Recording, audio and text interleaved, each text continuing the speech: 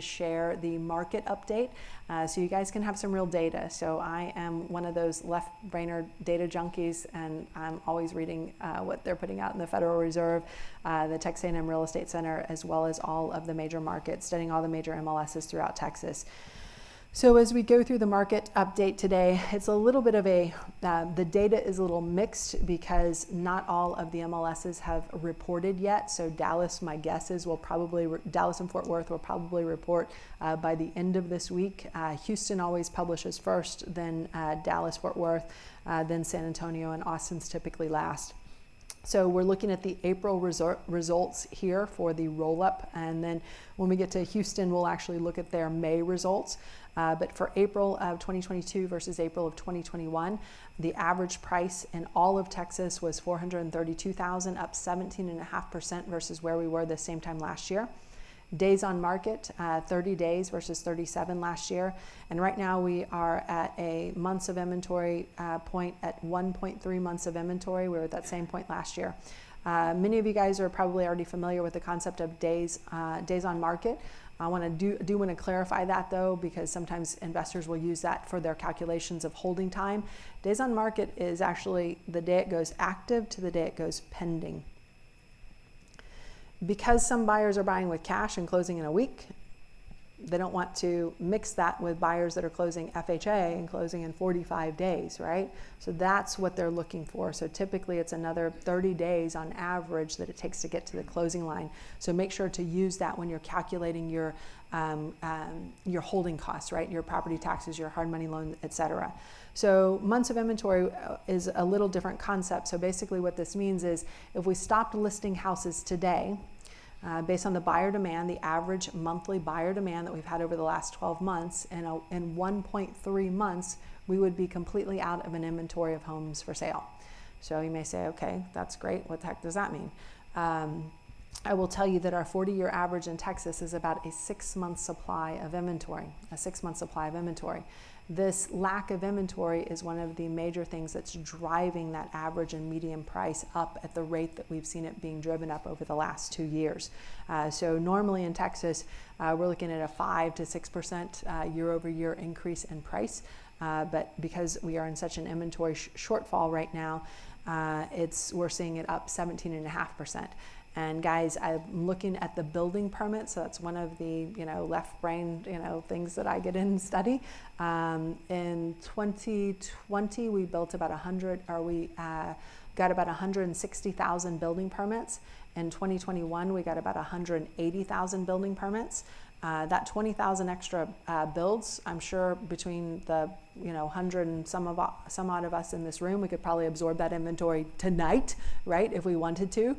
So that doesn't even make a dent and get us anywhere near where we need to be building at. We could easily build almost double that and still be in sort of that market equilibrium, which is about that 4 to 6 month range. So because we're going to continue to see this for quite a while, we're going to continue to see those prices going up as our jobs continue to grow, as our unemployment continues to be low, as people continue to move here, as people continue to have babies. So last month April in all of Texas, sales were down.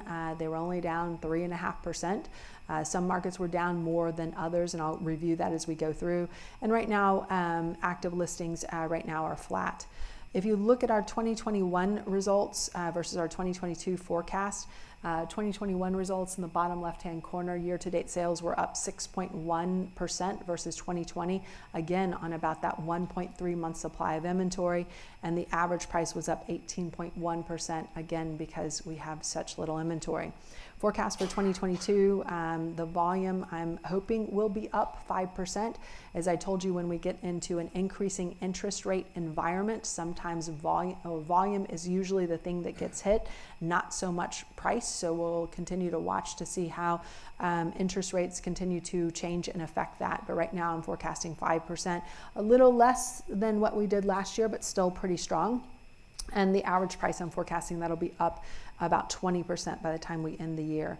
For Houston, so Houston is where I do have the May data, where it's already been published. So average price up 14% to 441,000. Closed sales were down last month in Houston, but they were only down 0.9%, so about 100 sales off of what they were the same time last year. Houston has about the most inventory of all the other markets here in Texas, at 1.6 months of inventory, and they're adding more active listings than some of the other markets as well. Pending sales are up 4%. Pending sales is our closest leading indicator of what closed sales will be next month. Forecast for Houston, sales up in the 10 to 15% range as we finish out 2022, and average price up in the 15 to 20% range. In San Antonio, which is one of our most affordable markets, I would say Tarrant County and Bexar County are kind of neck and neck in terms of their affordability. Average price in San Antonio getting less affordable at $396,000, up 20%. Their sales last month were down 8%. Right now they're operating on a 1.3 month supply of inventory. Their pending sales are also down, but again, we're only looking down about 100 sales. So that may be an early indicator of how the May data looks, as we'll have that by the end of this week. Forecast for San Antonio, sales up in the 3 to 5% range, and average price up in the 15 to 18% range. Austin, Texas, average price $680,000. Yes, there's for those of you guys online, there's a collective wow and sigh and whoa in the room. So I did some further research, because I am a left brainer. I did some further research on the word Austin, just to kind of get some insight as to, where that word came from, what that word means. And as it turns out, Austin is actually Latin for San Francisco. That explains it. Yes, yeah. So average price $680,000, up 19% year over year.